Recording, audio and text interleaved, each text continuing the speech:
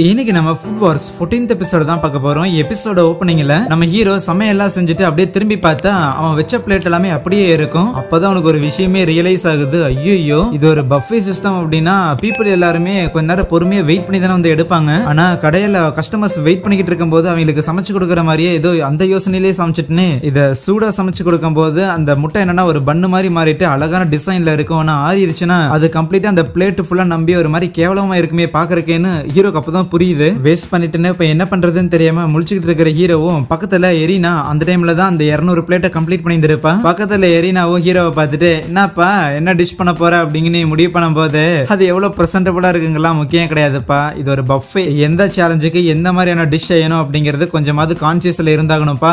எப்படியும் தோத்து போக போற. சோ அதனால டைம் முடிகிற வரைக்கும் சும்மா என்னோட சமையலையாவது வேடிக்கை பார்த்துட்டு இருந்து அவன் நக்கல் பண்ண முட்டையை வச்சு மட்டுமே இந்த சேலஞ்ச் அவங்க கம்ப்ளீட் பண்ணி ஆகணும். ஆனா இதுல போத் கஸ்டமர்ஸ் அண்ட் எங்களோட ஸ்டாஃப்ஸ் இவங்க ரெண்டு பேரோட அப்ரூவலையும் அவங்க வாங்கி ஆகணும். அதுக்கும் மேல மொத்தமா 200 பிளேட் அவங்க கம்ப்ளீட் பண்ணா மட்டும்தான் அதுல ஜெயிக்க முடியும். இது கேட்கறதுக்கு வேணா சிம்பிளா இருக்கலாம். ஆனா ஏகப்பட்ட பேர் அங்க ஏகப்பட்ட டிஷ் வச்சிருக்க எதுக்கு உங்க டிஷ் அவங்க சூஸ் பண்ணணும் அப்படின்னு ஒரு காரணம் வேணும். அதுவே அந்த இக்குமி இருக்கிறாள் அவ 150 பிளேட் ஆல்ரெடி கொடுத்துட்டா. பட் 150க்கு மேல ஏன் யாருமே வர மாட்டேங்கிறாங்கன்னு ஒன்னும் புரியாம இருக்கேன். அப்ப அந்த ஆலிஸ் இருக்கிறாள் அவளோட கடைக்கு ஆளுங்க கூடிக்கிட்டே இருப்பாங்க. அவ வெறும் முட்டை மாதிரி அந்த இடத்துல வச்சிருந்திருப்பாள். அது எல்லாமே பாக்குறதுக்கு ஆக்சுவலி முட்டை மாதிரி இருக்கும். பட் அது எல்லாமே சமைச்சு வச்சிருக்கிறது தான். ஈவன் வெறும் முட்டை ஓடு மாதிரி இருக்கும். அதுல ஸ்ட்ரா போட்டு கூட நீங்க குடிக்கலாம்னு சொல்லுவா. ஏற்கனவே அந்த முட்டையில இருக்கிற அந்த யோக் எல்லாத்தையும் வெளியே எடுத்துட்டு அதுக்கப்புறம் அதுல ஏதோ கேரமல் மில்க் முட்டை இது எல்லாத்தையுமே ஆட் பண்ணிருப்பா அப்படின்னு சொல்லி கொடுக்க அந்த டிஷ் பாக்குறதுக்கும் இன்ட்ரெஸ்டிங்கா இருக்கும். அதே நேரத்துல சாப்பிடும் போது கிட்டத்தட்ட ஏதோ வயலும் பண்ணையெல்லாம் இருக்கிற இடத்துல போய் மாடுங்க கூட ஒன்னா உட்காந்து சாப்பிடுற மாதிரியான ஒரு ஃபீல் கிடைக்குதுன்னு சொல்லி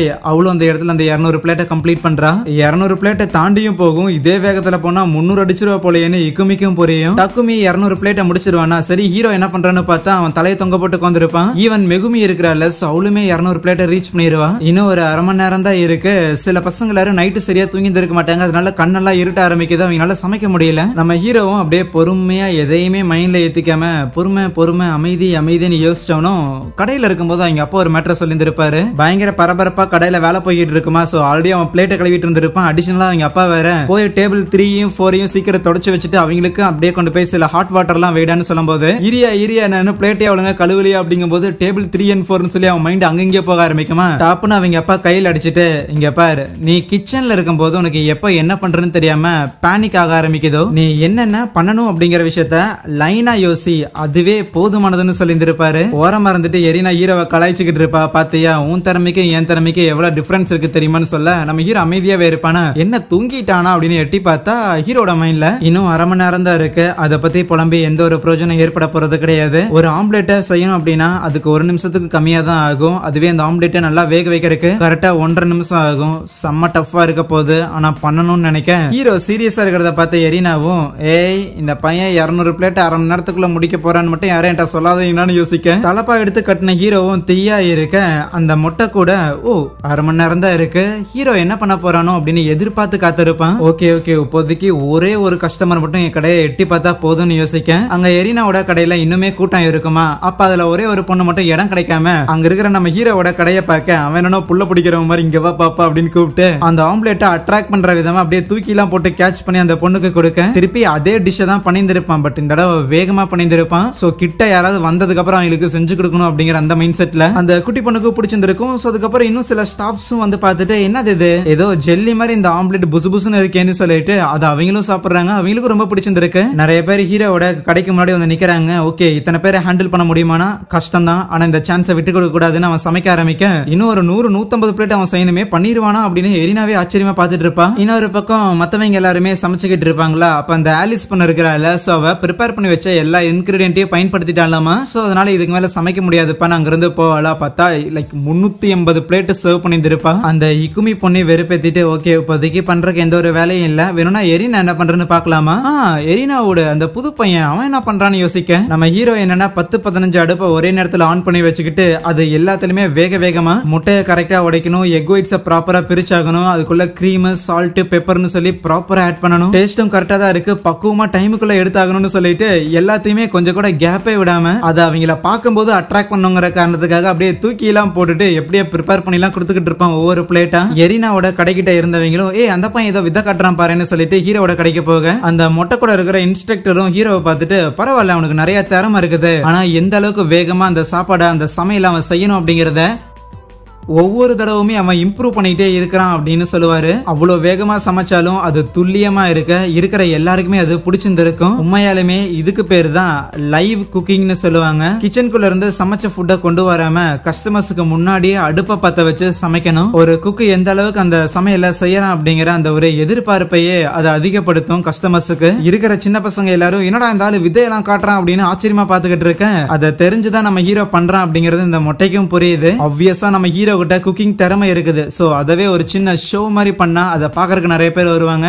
இவென்ச்சுவலி அதை வாங்கவும் செய்யறாங்க. இன்னொரு பக்கம் நம்ம ஹாஸ்டல் பசங்களா இருக்கிறாங்கல்ல, சோ அவங்க எல்லாருமே 200 பிளேட்டை ரீச் பண்ணிட்டாங்க. ஈவன் அந்த டக்குமியோட தம்பி இருப்பான்ல, அவன் தனியா தானே சமைச்சாகணும். சோ அவனுமே 200 பிளேட்டை ரீச் பண்ணிட்டான். இன்னும் ஒரு 5 நிமிஷம் தான் இருக்குது. நம்ம ஹீரோவும் குக் பண்ணி கொடுத்துக்கிட்டே இருக்கிறான். அந்த ஆலிஸ் பண்ண இருக்கிறாள், அவளுமே வந்து என்ன இந்த பையன் இவ்வளவு வேகமா வேலை செய்யறான்னு யோசிச்சுட்டு இருக்க. நம்ம ஹீரோவும் குக் பண்ணி கொடுத்துக்கிட்டே இருப்பான். கடைசி நொடி ஆகும். ஒரு 3-4 செகண்ட் இருக்கும் போதுதான் அந்த இடத்துல நம்ம ஹீரோ முடிப்பான். ஃபைனலி நம்ம ஹீரோ அந்த சேலஞ்சிலையும் பாஸ் ஆக மெகுமிக்கும் சரி டக்குமிக்கும் சரி கொஞ்சம் ரிலாக்ஸ். அப்படியே நம்ம எரினா பார்த்து தம்ஸ் அப் பண்ணுவானா, எதுக்குடா எங்கிட்ட கெத்து காட்டுன்னு சொல்லி அவளுக்கு செம காண்டு வேற. அப்ப ஆலிஸ் வந்துட்டு ஹே நீ ஒரு 8 பிளேட் கூட தாண்ட மாட்டேன்னு நான் எதிர்பார்த்தேன், எப்படா சேலஞ்சை கம்ப்ளீட் பண்ணனு யோசிப்பேன். ஏன்னா இவ தான் நேத்தே நம்ம ஹீரோ என்ன பண்ண போறான் அப்படிங்கிற விஷயத்த பார்த்து இருந்திருப்பால, அதனாலதான் சொல்றான். இது எல்லாத்தையும் தனியா பாத்துக்கிட்டு இருந்த அந்த மொட்டை கூட இருக்கிற இன்ஸ்ட்ரக்டர்ஸுமே ஓகே இந்த சேலஞ்சோட மோட்டிவே என்னன்னு பார்த்தா, சோ ஒரு பஃபே ஸ்டைல்ல ஒரு சிச்சுவேஷன் இருக்குது அப்படின்னா அந்த சிச்சுவேஷனுக்கு ஏத்த மாதிரியான சாப்பாடு தான் ஒரு குக் வந்து செஞ்சாகணும். ஆனா அது கூட முக்கியம் இல்ல.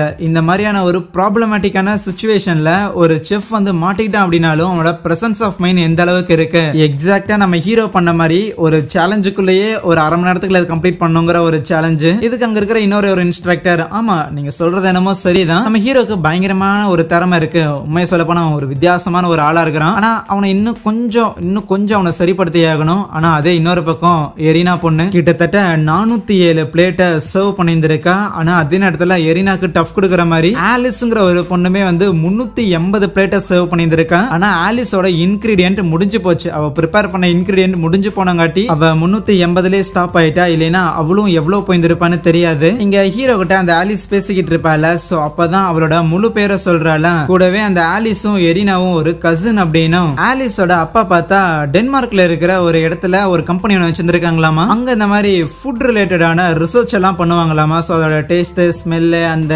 மெக்கானிசம் எல்லாத்தையும் படிப்பாங்களாமா. அங்கதான் கிட்டத்தட்ட அவளோட 14 வயசு வரைக்குமே இருந்திருக்கா. ஆனா இப்போதைக்கு இங்க வந்திருக்கானா நம்ம எரினாவை பீட் பண்ணி இந்த ஸ்கூலோட இந்த செட்டோட இந்த பேட்சோட டாப் பிளேஸ் பிடிக்கிறதுக்காகன்னு. அது கண்டிப்பா நடக்காதுன்னு எரினா பயங்கர கான்பிடண்டா சொல்ல, நடக்காது. சின்ன வயசுல இருந்து நான் ஒரு பொம்மை வச்சிருந்தேன்னா அதை நீ புடுங்கிக்குவேன். நான் ஏதாவது கேக் மேக் பண்ணிருந்தேன்னா எனக்கு தெரியாம அதை எடுத்து சாப்பிட்டு கேவலமா வேற இருக்குன்னு சொல்லியிருந்திருக்கேன் இல்லன்னு திட்டம் போது இதெல்லாம் என் பப்ளிக்ல ஷேர் பண்றேன்னு கத்திக்கிட்டு இருப்பாலாம். சரின்னு அப்படியே ஹீரோ திரும்பி பார்த்துட்டு, டே குட்டி பையா நீ இந்த மாதிரி ஓப்பனிங் செரமனில பெருசா வாய் விட்டுருந்த, ஆனா இந்த சிச்சுவேஷனை உன்னால கணிக்கவே முடியல பார்த்தே, இந்த மாதிரி நீ சொதப்பி விட்டுட்டேன்னு சொல்லி அவன் நக்கல் பண்ண. நம்ம ஹீரோ அதுக்குள்ள ஃபீல் பண்ணாம, ஆமாப்பா நீ சொன்னது உண்மைதான், ஆக்சுவலி நான் சொதப்பி தான் விட்டுட்டேன், ஆனா சொதப்பிட்டது ஒன்றும் பிரச்சனை இல்லை, ஏன்னா நான் இப்போ ஒன்று கத்துக்கிட்டேன்ல. ஏப்பா நீ ரொம்ப அனாயிங்கா இருக்கிறேன்னு ஆலிஸ் அங்கிருந்து போகும்போது அப்ப பக்கத்துல அந்த கூரோ இருப்பான்ல, அவனை ஹீரோ கவனிக்கிறானா. அதுக்கப்புறம் மெகுமியும் டக்குமியும் வந்துட்டு ஏன்டா 200 பிளேட் முடிக்கிறதுக்கு கடைசி நொடி வரைக்கும் பண்ணேன்னு சொல்லி நம்ம ஹீரோட்ட பஞ்சாயத்து பண்ணிட்டு இருக்கேன். அப்போ ஒரு அனௌன்ஸ்மெண்ட் வரும். ஓகே கைஸ், யாரெல்லாம் 200 பிளேட்டை கம்ப்ளீட் பண்ணீங்களோ எல்லாரும் தயாரா இருங்க,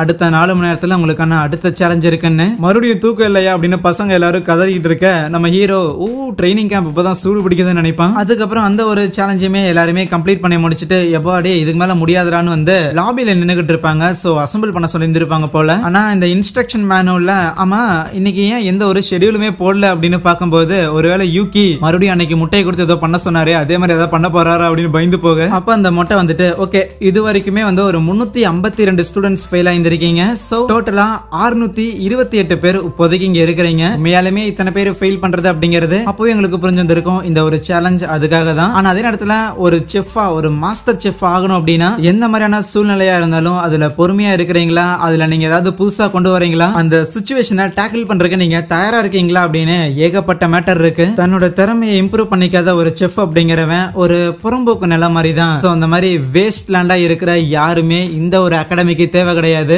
இறுதியா இந்த ஒரு கேம்போட இறுதி நாள் அன்னைக்கு கடைசி செக்மெண்ட் ஒன்னு இருக்குது. அதை எதிர்கொள்ள தயாரா அப்படிங்கும் போது இன்னி என்னடா வச்சிருக்கான் அப்படின்னு பதறி போவானுங்களா. பார்த்தா அந்த இடத்துல கிராஜுவேட்ஸ் எல்லாம் இருப்பானுங்களா. சோ அவங்க எல்லாம் சமையல் செஞ்சு கொண்டு வந்திருப்பாங்க. சோ இப்ப இவங்க இதெல்லாம் சாப்பிடணும், என்ஜாய் பண்ணணும். அப்ப இதோட கேம்ப் முடிஞ்சதா எப்ப ரொம்ப சந்தோஷம்டா அப்படின்னு சொல்லிட்டு இருக்கிற எல்லாரும் ஆப்வியஸா இவ்வளவு பெரிய திறமைசாலிகளோட கையில சாப்பிடுறதுக்கே கொடுத்து வச்சிருக்கா அப்படின்னு தான் சாப்பிட்டு இருப்பாங்க. நம்ம ஹீரோட மைண்ட்லயும் பரவாயில்ல, குக்கிங் ஸ்கூலா நான் எதிர்பார்த்தது கொஞ்சம் இன்ட்ரெஸ்டிங்கா தான் இருக்குதுன்னு நினைப்பான். இவங்க எல்லாரும் ஜாலியா சாப்பிட்டு இருக்க அதுவே ஓரமா அந்த மொட்டை பார்த்தா வேற பிளான் பண்ணிட்டு இருப்பான். செலக்டடா சில பேரை கூப்பிட்டு வச்சு ஸ்டேஜ்ல போட்டி போட விட போறான். பிளஸ் அங்கேருந்து ஒரு எபிசோடை முடிக்கிறாங்க.